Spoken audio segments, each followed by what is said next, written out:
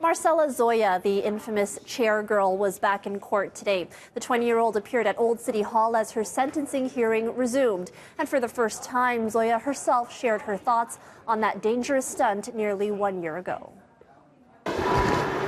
Dressed in all black, Zoya rushed into the courthouse. She likely expected to finally hear her fate, but she'll have to wait a little while longer as the judge reviews what amounted to roughly 3 hours of arguments from both sides. It was on February 9th, 2019, that then 19-year-old Zoya launched a chair off a 45th floor balcony at Maple Leaf Square condos in downtown Toronto. The whole incident posted to her own Snapchat.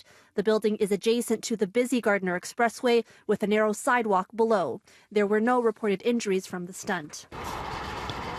Last November, Zoya pleaded guilty to 1 count of mischief endangering life. The Crown is seeking a 4 to 6 month jail sentence followed by 2 years of probation.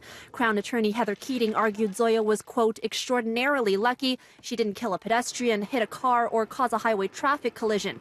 Keating questioned whether Zoya showed any remorse for her actions, quoting a report from her probation officer where she called the incident, quote, just jokes, saying she may have still been intoxicated from the night before. Zoya's defense attorney argues that she didn't know the video was posted to her social media account until hours later and eventually deleted it. But the Crown is also asking for a temporary social media ban on the 20-year-old. Keating argues Zoya must serve time to show the consequences of her actions and in part deter others from doing the same, thinking it could help them build an internet following, or in this case, land them in a Drake video. And to turn around and to state that where there's no offense in using social media, that she cannot use social media, I think is a violation of her rights. Her defense is seeking a suspended sentence along with 2 years probation. It would mean that Zoya would not serve any jail time, but Leslie argues Zoya was punished enough and now suffers from anxiety. She has a criminal record now as an adult. That is going to affect her for a very long period of time. So that sends a message to anybody out there, right? Marcella, how are you feeling after today?